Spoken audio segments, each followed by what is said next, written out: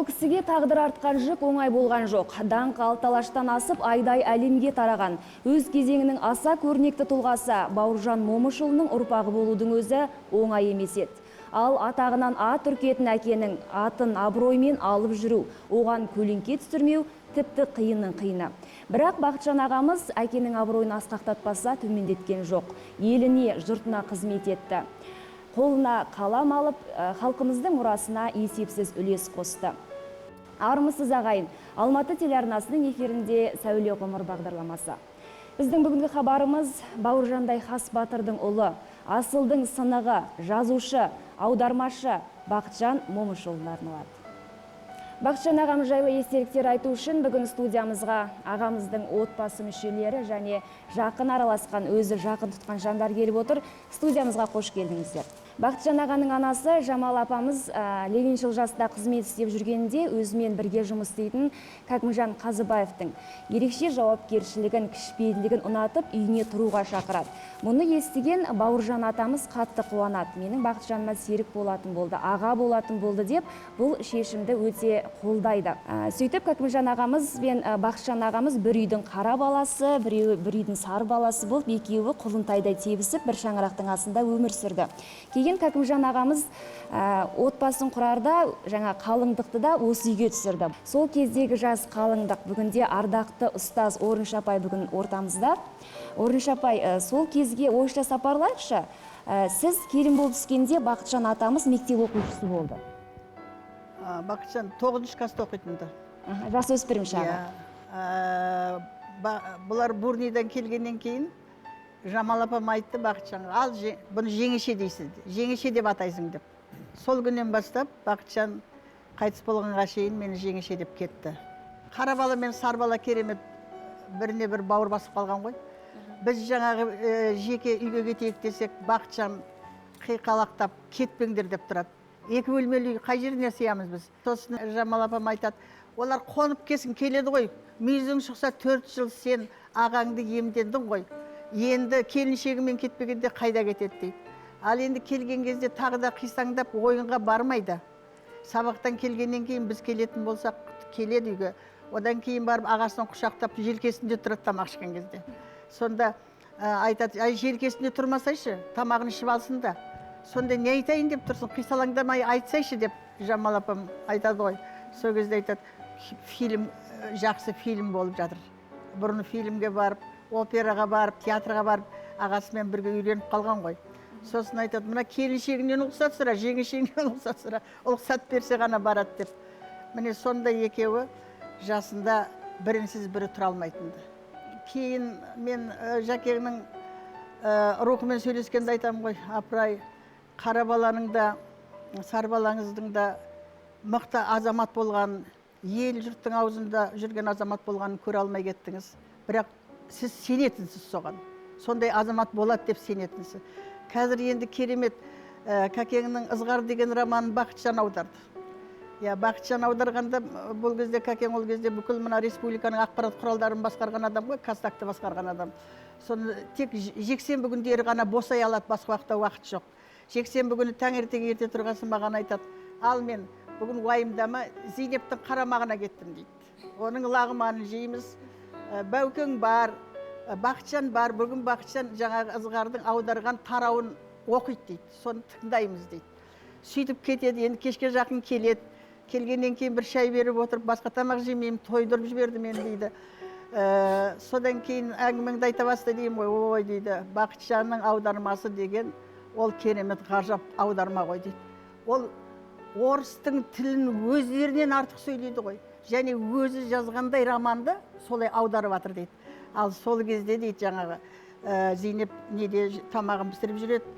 Біз үшеу Бақытжан оқып отырады, Бәукең екеуміз тыңдап отырамыз. Бәукеңді көрсең дейді, сол кезде керемет масаттанып, осы баласының жаңағыдай аудармасына масаттанғаны соншалықты осы сондай өзі мақтанып отырады дейді. Бет-аузына мен қарап қоям дейді. Бет-аузы нұрланып сондай рахаттанып.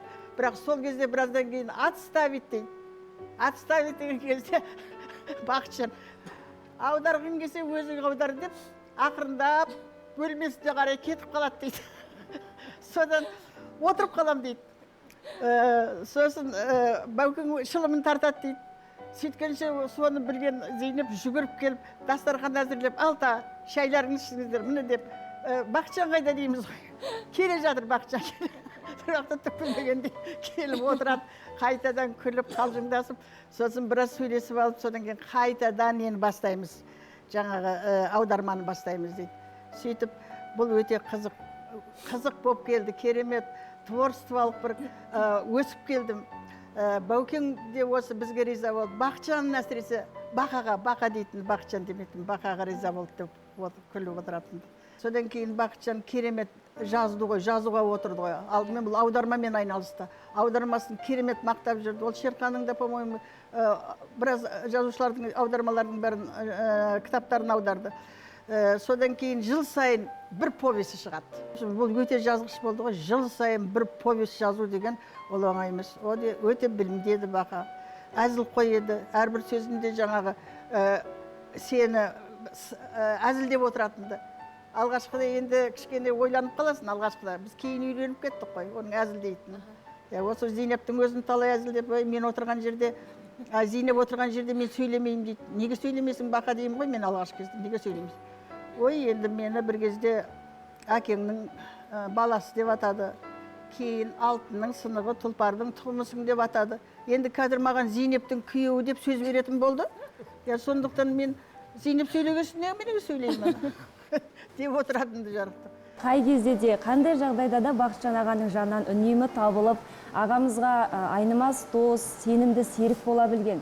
Киелі шаңырақтың берекесін арттырып, жарасымдылығын арттырған арамызда осы бір жан отыр. Зейнеп апа, жаңа Орынш апайымыз айтып отыр, жаңа екеуіңіздің арасында араларыңыздағы сыйластық өте бір жақсы, керемет, құрмет сыйластық болып деп жатырмыз. Жалпы ағамыз сізге арнайы шығармада арнады, жанымның жарық жұлдызы деген шығармасын біз бәріміз білеміз, оқыдық. Сол жерде де жаңағы сіздің мойныңызға артылған жауапкершіліктің, міндеттің оңай болмағанын ағамыз жазды. Бәкең екеуміз 45 жыл бірге өмір сүрдік. Өмірдің ащысында, тұщысында көрдік. Жақсы күндерді, қиын күндерді өткіздік дегендей. Бәкең өзі өмірінде 10 рет операциядан өтіп сүйткен адам. Сондықтан бекен аса көп бұлай далаға шығып әлгі көппенен араласып, біздің жазушылар секілді ана жаққа мына жаққа барып сөйте бермейтін. Көбінесе тірлігінің өзі үйде болды. Бірақ тек қана ол менің Құдай қосқан қосағым ғана емес, ол менің ұстазым болды. Рухани ұстазым болды. Осы әдебиетке қарай сүйреп алып келгенде қолыңнан бірдеңе келеді, мынаны жаз, мынаны сөйт деп осы қоймай жүріп, сол Бәкеңнің алып келгені. Қазір әлгі азды көпті елдің алдында танымал болып жүрсем, біріншіден енді атаның келіні деген атақ болса, екіншіден осы Бақытжанның әдебиетке қарай мені сүйреп алып келгені болды. Өте байсалды, салмақты болды. Енді соншама ауыр оталардан өткеннің өзінде айналасындағы адамдардың мазасын алып, немесе бір сөйтіп қиналып атырмына осылай болып қалдым-ау деп бір мүсәпірсі, ондай нәрсе болмады. Өмірден өтер өткенше, ең соңғысы жүрегіне жасалды, соның өзінде жансақтау бөліміне маған рұқсат етті, кіргенімде кәдімгідей жымиып күліп маған айтады: мамасы, мен мына оталардың 10-шысын жасатып, юбилей жасап атырым дейді.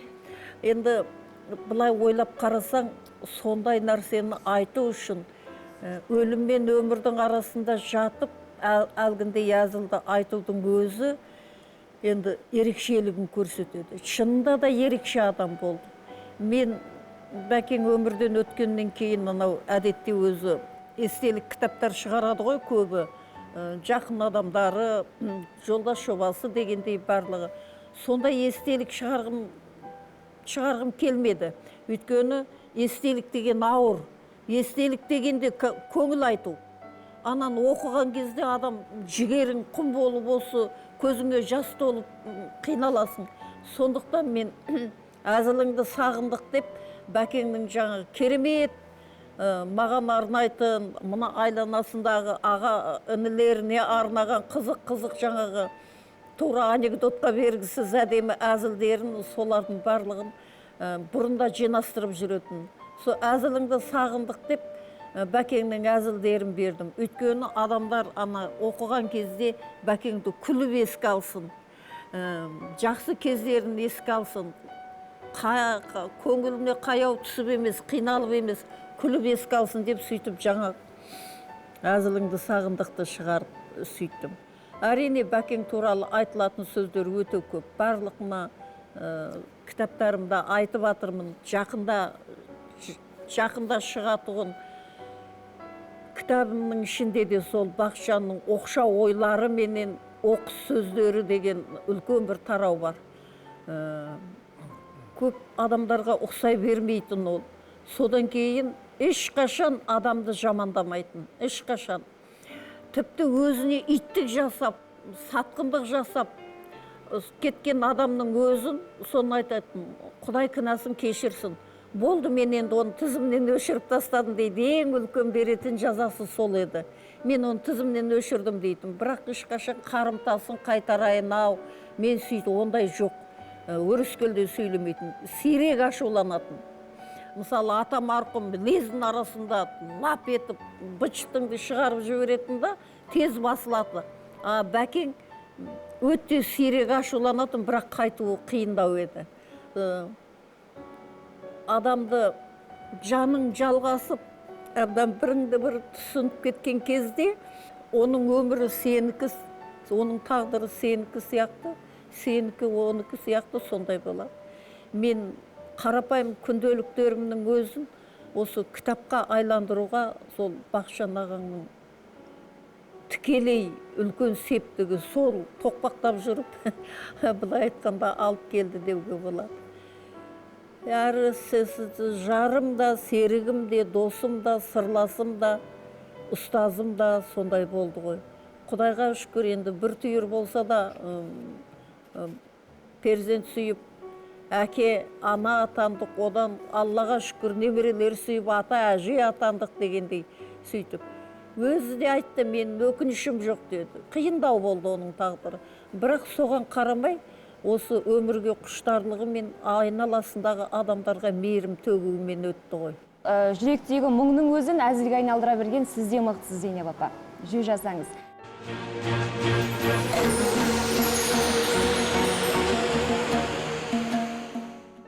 Бақытжан ағамыз әкесіне арналған 3 кітап жазды.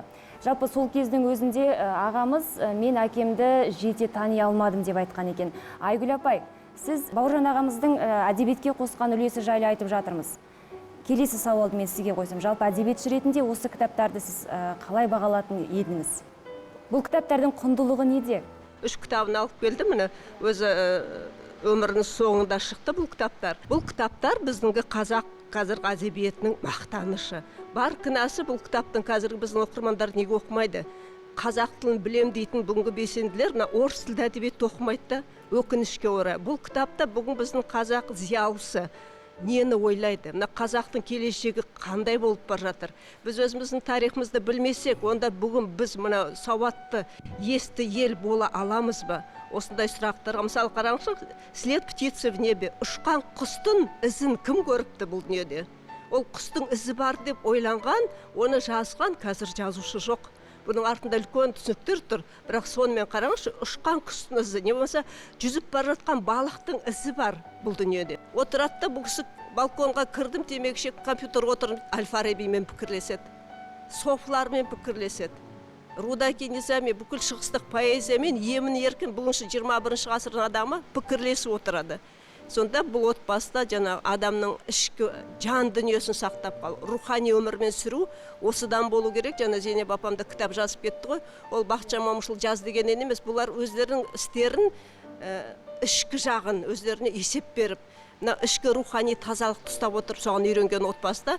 Содан кейін Бақытжан Момышұлының кітаптары осыдан жазылды деп ойлаймын. Және бүгінгі қазақ прозада мысалы ұшқан құстың ізі, балықтың, жүзіп кеткен балықтың ізі деген үлкен метафора, және предание князей времени. Уақыт ол мәңгілік қой. Төреші, ал соның да бекзаты болған. Ол кім мысалы?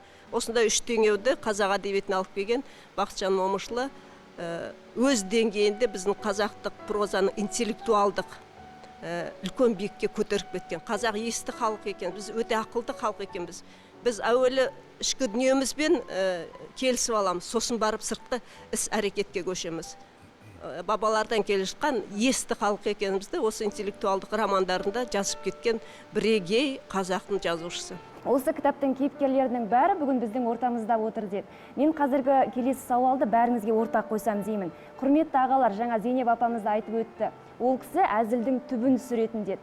Тіпті жаңағы шыққан кітаптың өзінің аты әзілге байланысты. Сіздердің араларыңызда да бір қызықты оқиғалар, әзілдер болған шығар. Бүгін соны айта отырсақ. Бұл кісінің жаңағы әзілдердің өзі, былай айтқанда зілі жоқ, әзіл, бірақ енді керемет. Бұл кісінің әзілдің негізгі нысаны мен жеңгем. Енді бұл жеңгемді, былай айтқанда әзілдің бір 70% осы Зейнеп Ахметоваға арналған десем, айып етпеңіздер. Бұл отбасының мен араласқаныма, Ержанмен де араластық, біз бірге қатар оқыдық. Сонымен де бұл отбасыда бір тазалық бар. Бұл отбасыда бір кие бар. Бұл үйге өзі жасанды жолмен келген адамдар өзі жолдан шығып қалады. Бұл өзі аппақ қарды ақпен көңілде келген адам өзі болмаса өзің өмірде бір көп қателескен, болмаса сондай адам болғанның өзінде бұл үйіне араласқан кезде сені тәрбиелеп жүреді. Өзі қалай жақсы жолға түскенін білмей де қаласың. Себебі бұл үйде батыр Бауыржан рухы бар. Мына біздің Бақытжан көкеміздің адалдығы бар. Оны мына жеңгеміздің осыны бәрі үйлестіріп отқан ол шаңырақта. Мына жеңгеміздің үлкен қазақтың анам осындай болса екен дегенде Зейнеп Ахметованың осындай бір киімдері кішіпейілдігі бар. Осыны бәрі үйлестіріп отқан жағдайым бар. Камал аға, сіз де Бақытжан ағаны өте жақсы білесіз. Сіздің туған жездеңіз. Қазақта мынау балдыз бен жезденің арасындағы бір әзілдер, өте өтімді әзілдер бар. Сіздердің араларыңызда да болған шығар. Болды ғой, әрине. Тәтем кітабы енді әзіліңді сағындық деп жатыр ғой. Мен ол кісінің өзін сағынып жүрім шынымен. Ол кісінің маған істеген жақсылығы құлан теңіз. Ол кісінің көзі бар кезде мен демалысына бір-екі рет келіп тұратын. Ол кісінің әңгімесін тыңдап, ол кісі әңгіме айтқан кезде алдындағы тыңдаушысын үйіріп алып кететін. Содан кейін өзі де сөз тыңдауда аяғына дейін ұнай ма сенің сөзің, ұнамай ма, бірақ үндемей отырып көзіңе қарап отырып тыңдайтын ол кісі. Сондай бір биязы, мінезді, жоғарғы деңгейдегі интеллигент, бірақ бір көргенге өте бір жуас болып көрінгенмен, мына ішкі стержені ол кісінің мықты болатын. Егер ол кісі бірнекені жоқ десе, оны бар деп айтқыза алмайсың ол кісі. Содан ақ білесің қандай адам екен, кімнің баласы екен. Мен енді ол кісіні жездем ғой, туған жездем, бірақ өмір бір жезде деп бір рет айтпаппын. Неге десеңіз, аға деп кеттім. Қазақ енді жездесін аға демейді, бірақ мен мұны өте қатты сыйлағанның белгісі ма аға деп кеттім. Ол кісі де мені бір рет бір балдызым деп айтқан жоқ. Інісі қылды екенбіз, солай болатынбыз. Мен енді апайым біледі ғой, мен енді әкемнен 15 жасымда, шешемнен 20 жасымда қалдым. Мен үйдің кенжесі болатын, кішкене ерке өстім. Сол ерке өскендікі, бірақ әке шешенің тәрбиесі бар. Ана жүрген ортам кішкене дұрыс болмай, сол екі жақты болып жүріп, маған бір көмек керек. Сонда осы апам мен ағаның үйіне баратын. Барған кезде бұлардың үйінде киім кешек, ішетін тамақ туралы бір сөздер болмайды. Кітап, рухани, сол ағам маған мына істеп жүргеніңе деп бір ретте бетіме бір айтып көрген жоқ. Керемет бір кітаптың кейіпкерлері, дұрыс кейіпкерлерін мисалға келтіріп, менің рухани деңгейімді көтеруге тырысып, сол кісінің ақыл тыңдап, мен сол үйден шыққанда арқам кең рухани бір сатыға көтеріліп шығатын. Мен жас кезімде кішкене өзіме қатты сондай көңіл бөлетім. Осы айнаға былай әлгі енді білмеймін, сұрым қалай болды бүгінде. Ол кісі соны әбден біліп алған, бір күні кірсем, ойпырмай Камал не болып кеткен, мына сұрым сарғайып кетіпсің ғой, бүйрегің, бауырың ауырмай ма деп. Айнаға барып жүгіріп қарасам, шынында да сондай. Есім шығып, ойбай мен кеттім деп барып аптекадан дәрі алып, сөйтсе ішек атып ол кісі сондай әзілдері. Бір рет мына апайым үйіне телефон соққанда, апайым барып жүгіріп телефонды алса, анаяқтан біреу чаталасқан болу керек. Кобра, где ты ходишь деп анаяқта бір кісі. Что деп тәтем телефон анаяқтан аға шығып, не болды, сұрым бұзылып кетті ғой десе. Енді біреу өстіп мені кобра где ходишь деп айтты, мен түсінбей қалдым десе, ойпырмай ол қайдан білген сені деп сөйтіп ол кісі күлдіретін. Сондай әзілді, сондай кісі, енді сағынасың, амал жоқ енді. Бір күні Бақытжан ағаның үйіне келіп, балконда Бақытжан аға темекі тартып отырды. Екеуміз қарап отырмыз, айылдамада бір 3-4 қыз тұр екен. Соны қарап тұрсақ, Зейнеп тәте келді, жүріңдер, не болды, салқын тиіп қалады ғой, жаңа шай ішіңдер деп еді. Қыздар қарап тұрмыз демеді. Ой, сен қарайтын қыз жоқ қой мұнда деді. Сен заочниксің деді. Тәте, заочниксің ғой деді. Соны аға бүйтіп қарап та, Зейнеп, байқа, заочниктер сессияға барады гөрді. Шерхан Мұртазамен ағамызды мен көрші болдым. Сол Шерхан Мұртаза ағамыз екеуі бір дастарханда отырған кезде Шерағаң інісі ғой Шерағаң.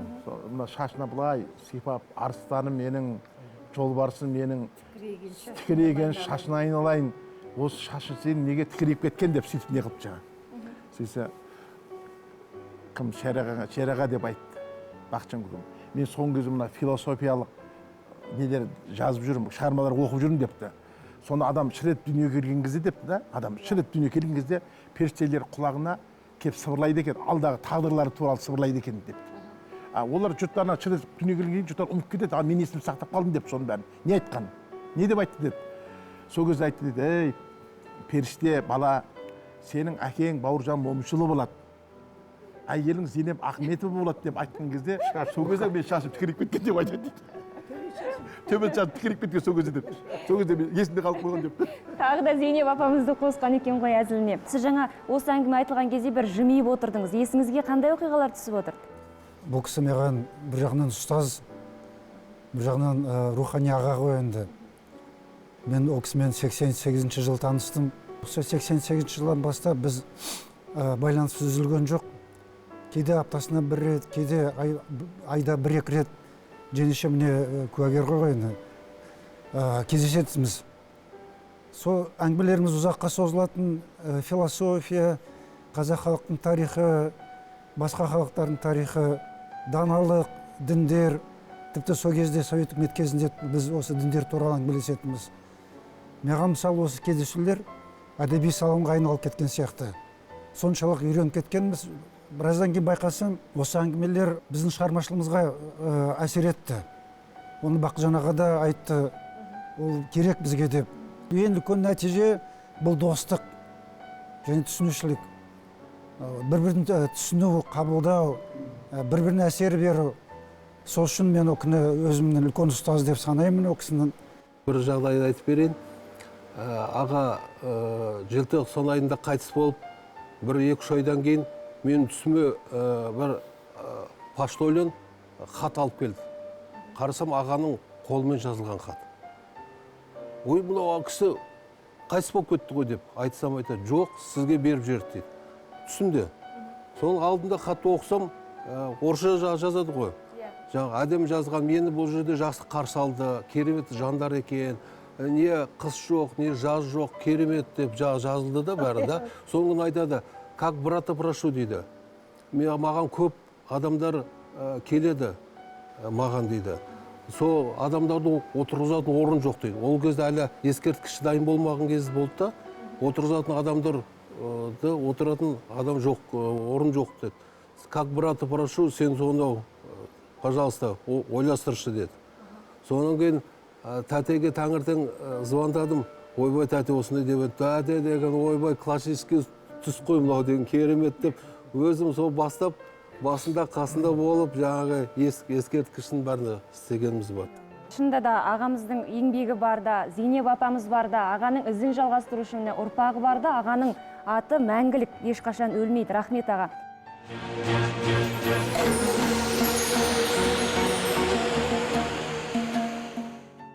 Бақытжан ағаны аудармашы деп айтамыз. Ең басты мына тілдердің бәрін меңгеріп, әдебиетке үлкен үлес қосқан жазушы қаламгердің бірінің бірегейі Бақытжан аға. Егер бұлай деп айтатын болсаңыз, тәржіменің өзін шығару, аударма мен тәржіменің айырмашылығы аспан мен жердей.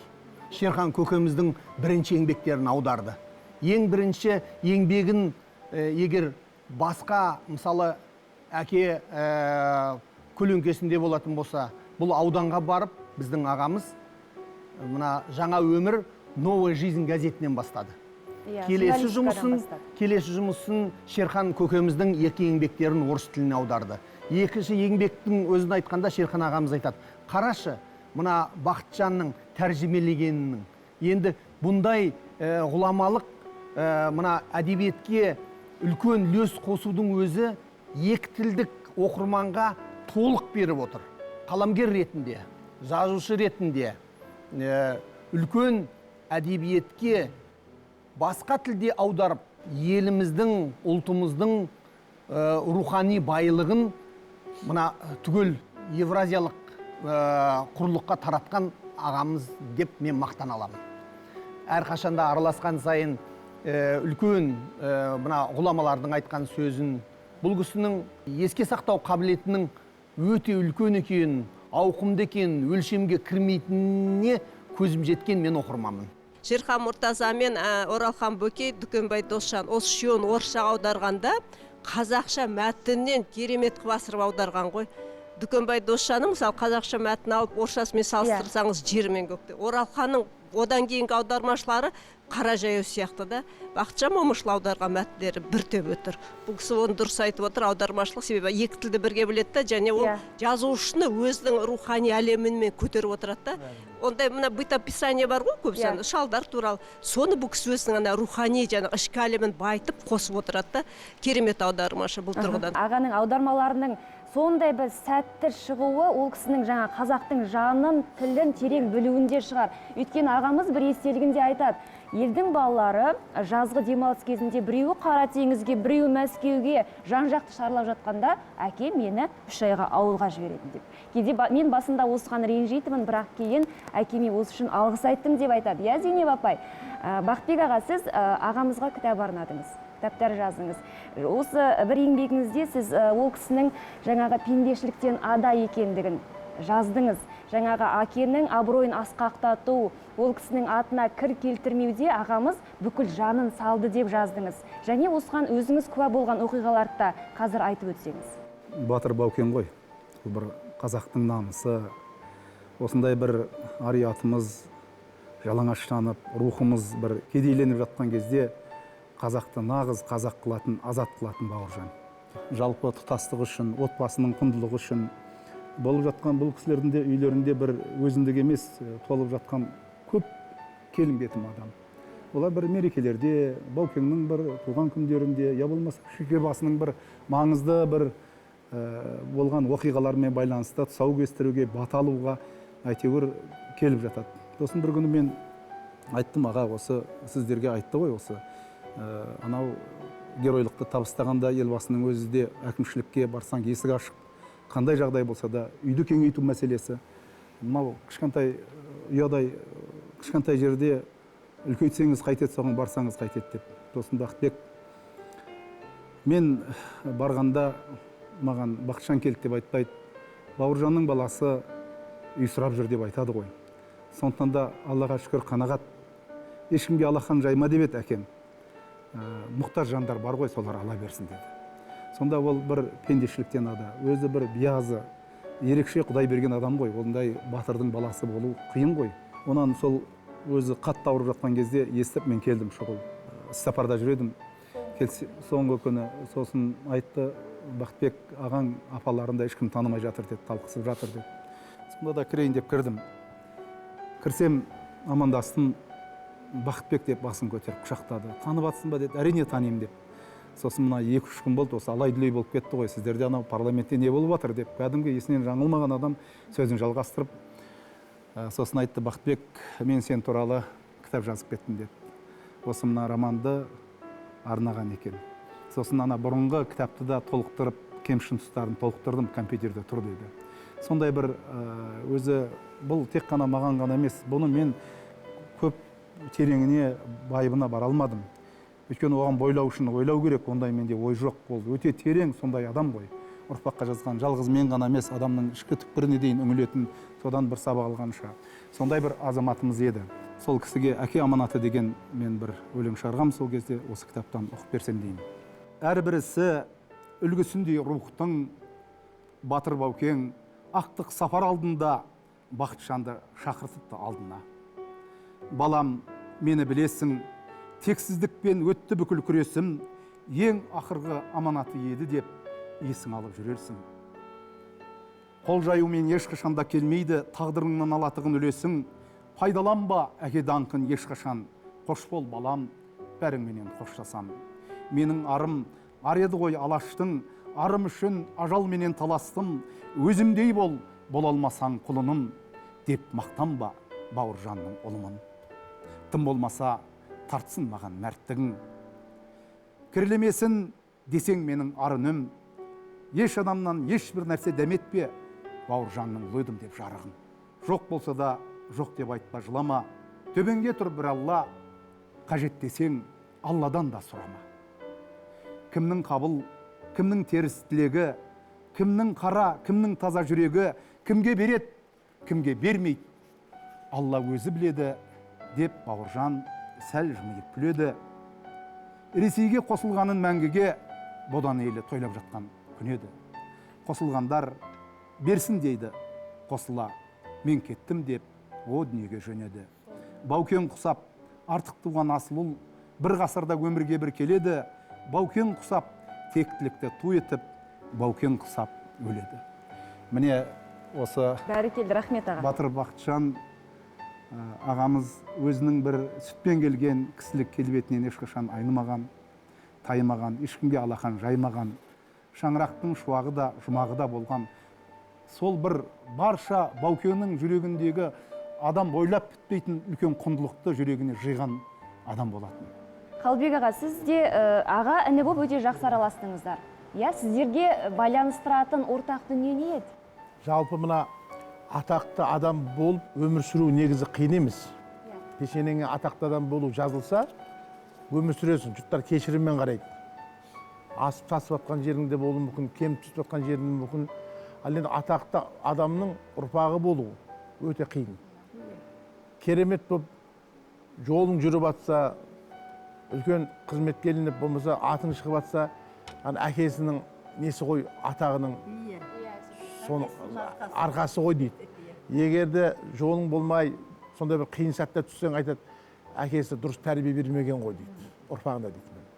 Сондықтан да біз мына Бақытжан көкеміз әке аманатына да мынау Зейнеп жеңгем жарға деген адам, бұл кісінің бойынан ақ адал, әппақ, қардай көңілі сондай. Бұл кісіде пендешіліктен биік тұрған адам. Мына есте сақтау қабілеті өте күшті. Мен жаңағы екі орысша кітап жазылған, сол екеуінде де мен себепкерім. Екі кітап жазылған, екеуінде менің ат жөнім жазылған. Солай ма? Бар, екі кітабында мен ат жөнім. Әдекең туралы кітапта, Сәкең туралы кітапта. Сонда мен үйде отырып, мына шай дайын болғанша бір әңгіме айтып отырамын ғой. Сонда біздің ауылда Тұрымқұл деген ақсақал болған, шайқы, кәдімгі үлкен бақсы деп айтайық. Сол туралы әңгіме айттым, шайдың ішінде жалпы әңгіме айттым. Сол бір күні кітап шықты, кітаптың ішінде бір тарау, маған менің немді айтқан әңгімем, бір тарау кәдімгі.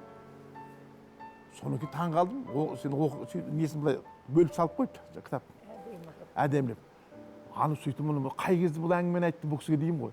Сөйтіп, ана кісінің сақтау қабілетінің күштілігі, мен әңгіме айтып тұрғанда мен әңгіме айта беремін.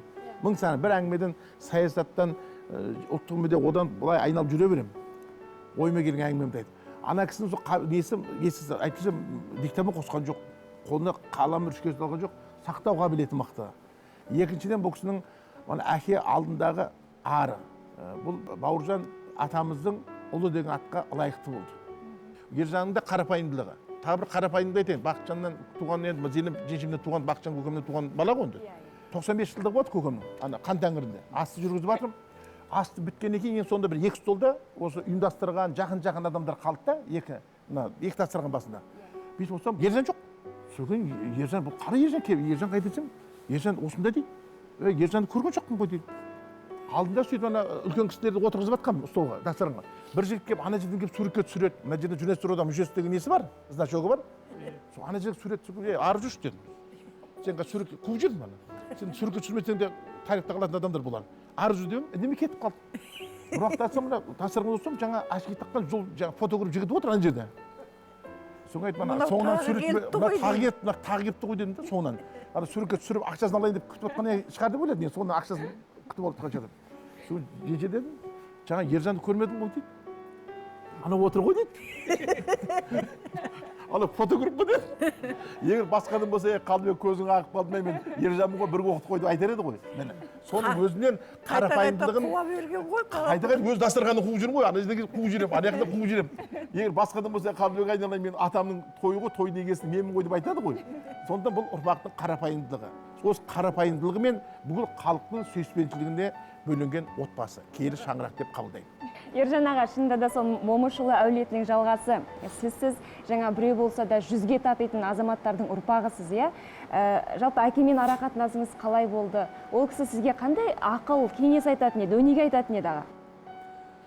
Бұл жай ғана ақыл кеңес емес, біз әкемізбен дос болдық. Шынайы дос болдық. Әке мен баланың достығы өзі ерекше болады екен.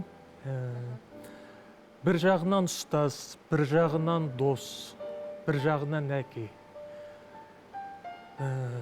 Өте ерекше болатын қарым-қатынасымыз. Біздің талқыламайтын тақырыбымыз жоқ болатын.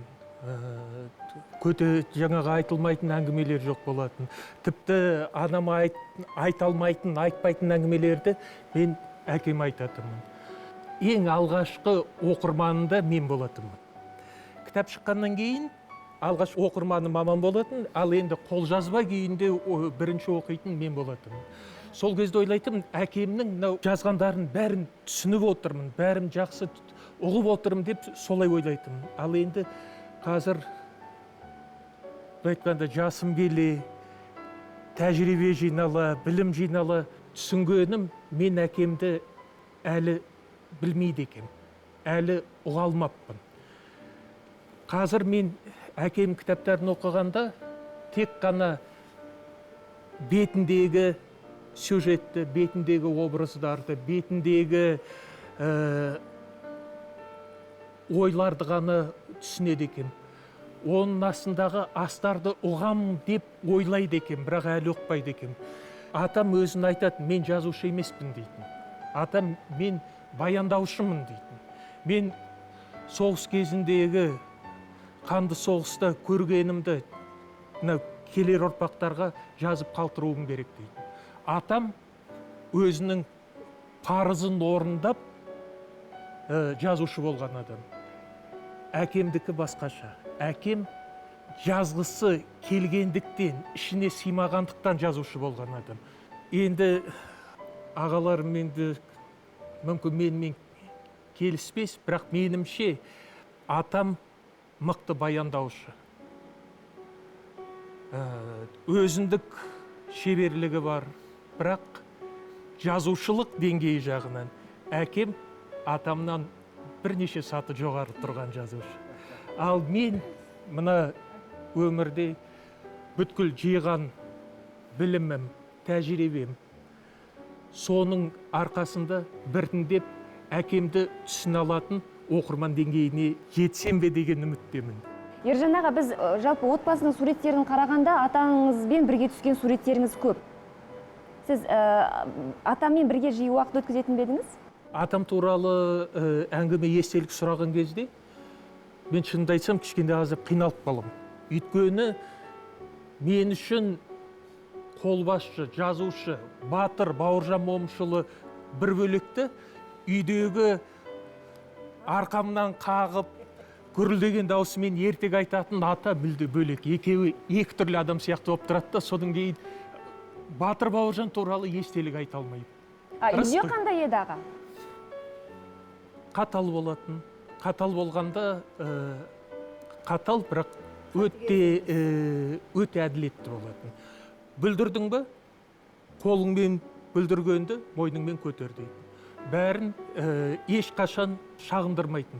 Мысалы, даладан енді балалармен ойнап әртүрлі жағдай болады, жаңа кішкентаймын ғой ол кезде, 5-6 жаста. Сонда үйге жылап келгенде көшеден шағынып келуші болма. Бәрін өз күшіңмен шешуге тырыс. Қолмен істегенді мойныңмен көтер, өзің жауап бер деп істегенді үйретті. мойынмен көтер. Бәріне өзің төтеп бер. Құласаң, өзің көтеріл дейтін. Өзің тұр дейді. Батыр бол дейді. Жаңа біз хабардың басында айтып өттік қой, Бақытжан ағамыз үнемі жазғы демалысын ауылда өткізген деп. Ал сіз қайда қалай демалатын едіңіз? Мен де де ауылға ауылда? кететінмін, атам нағашыларына кететінмін, Асаға. Әлгі Кененнің баласы, сосын Әбілда Тәжібаевтың балалары Ленинградқа, Артекке барады дейді. Мен Иә. товарный пойызға салып жіберетін дейді. Бірақ соған рахмет айтамын қазір. Жолаушылар пойызда емес, Иә, товар таситын пойыз.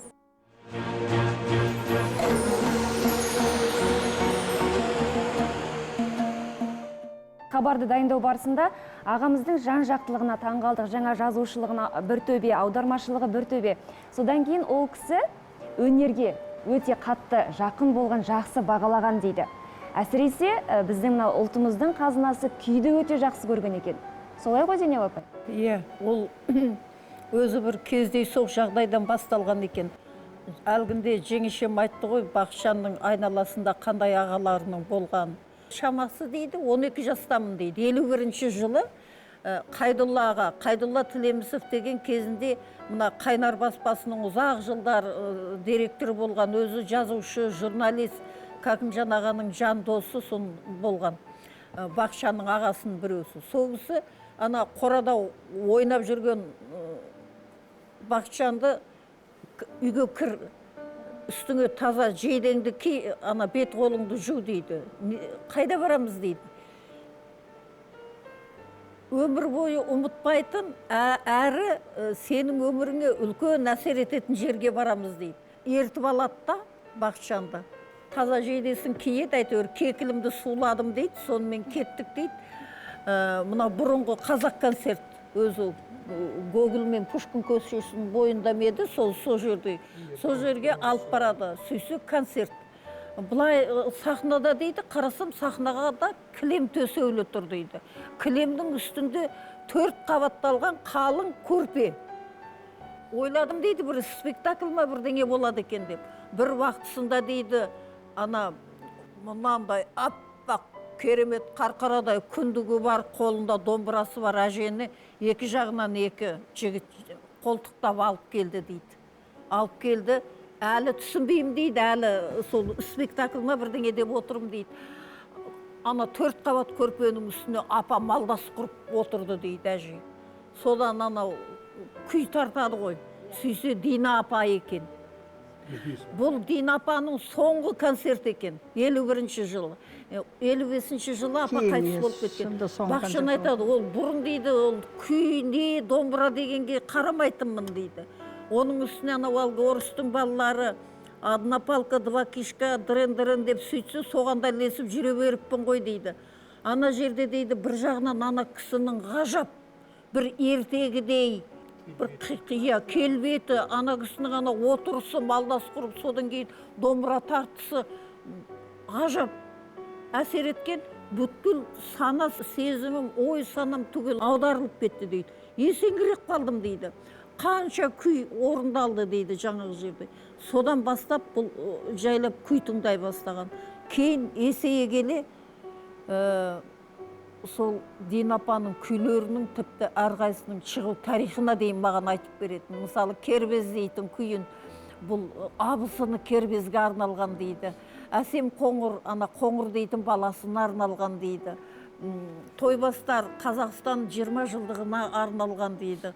16-шы жыл баласын қара жұмысқа неге алып кеткен кезде осындай жаңа күйлері, Дина апаның күйлерінің барлығын радиодан естілсе, мынау пәлен деген күй деп сөйтіп айтатын. Соның арқасында арғарай Құрманғазы, Тәттімбет, сондай. Соның кейін әрқайсысын өзінше ерекше талдайтын. Ерекше талдайтын. Мен енді бұрын ауылда өстім, күй тыңдадым, бірақ та ана күйді түсінуді, тани білуді, оға білуді сол орысша оқыған, орыстың арасында өскен Бақытжаннан үйрендім. Рахмет апай, шынында да Бауыржан атамыздай әкесі бар. Одан кейін жаңағы ұлт қайраткері Кәкімжан ағамыздай ағасының тәрбиесін көрген.